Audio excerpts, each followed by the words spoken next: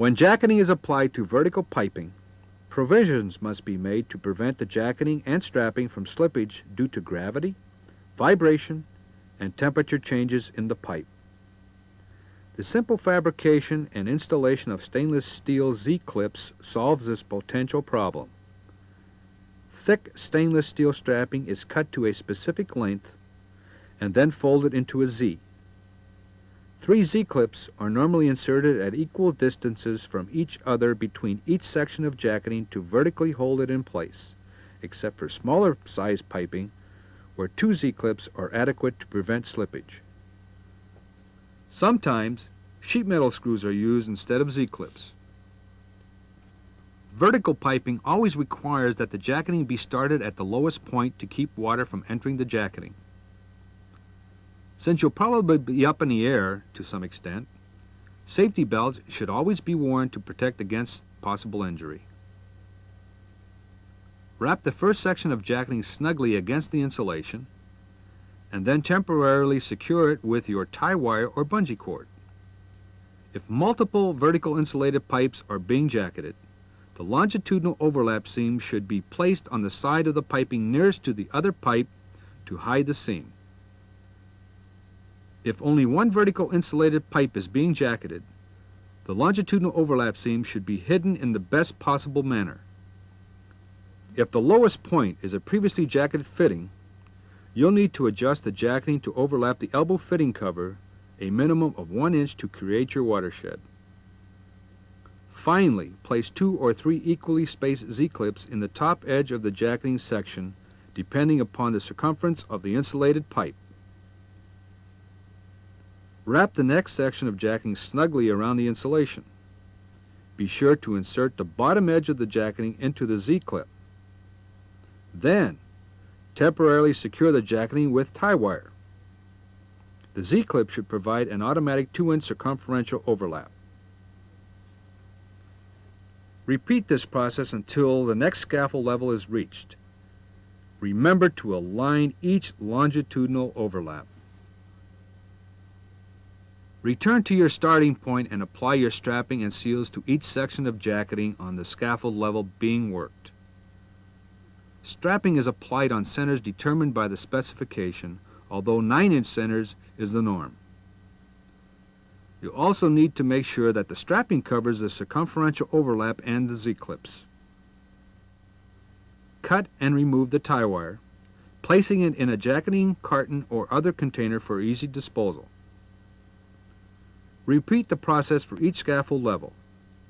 When a fitting is encountered at the top of the vertical pipe, the bottom of the fitting cover should overlap the final jacketing section by 2 inches, again to create a watershed. If pipe brackets are encountered, you'll need to field cut the jacketing section around the bracket. This might be a good time to take a break, since we've been throwing a lot of information at you very fast. Why not put your tools down, rest your brain, and take a few minutes to relax? Just stop the tape. Don't worry, we're not going anywhere.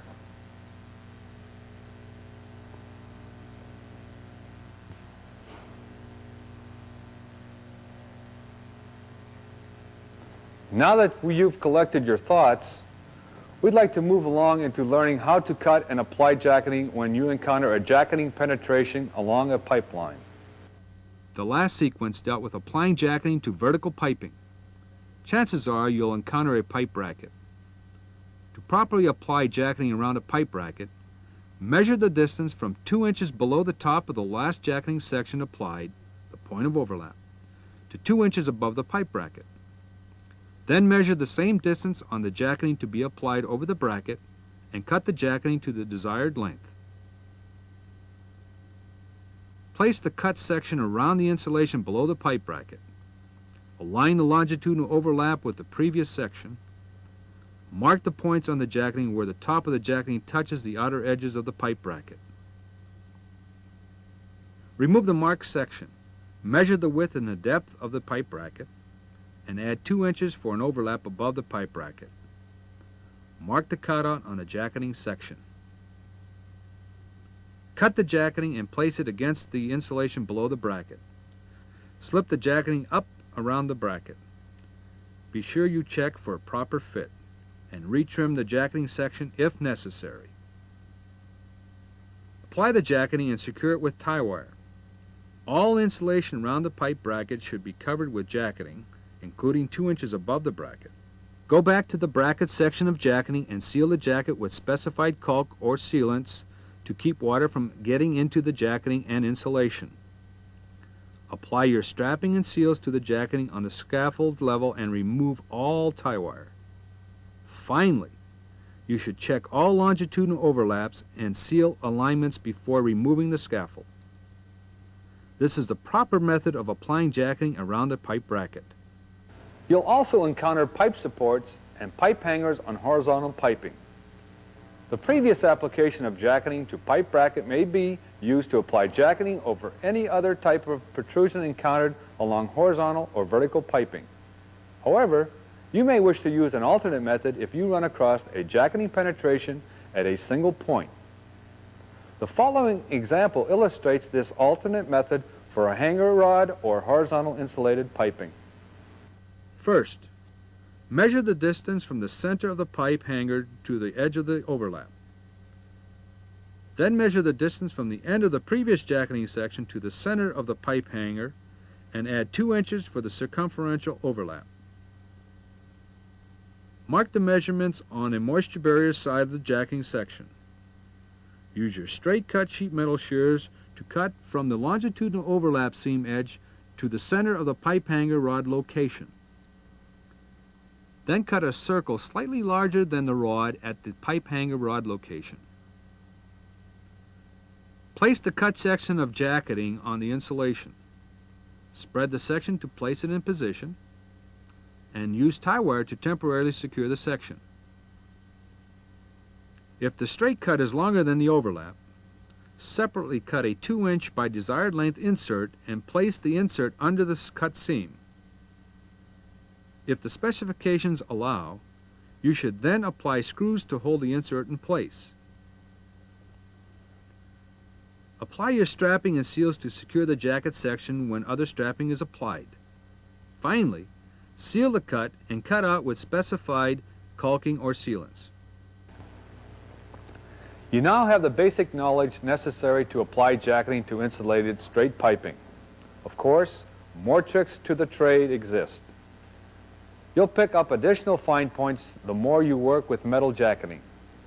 Please feel free to go back and review any application sequence you feel uncomfortable with as many times as necessary. If you've got it all down, then we'll move along and learn how to apply various types of fitting covers. Remember, if you encountered fittings on the straight piping you've been jacketing, the fitting covers you already have been applied. The most frequently encountered fitting is a 45-degree or 90-degree elbow.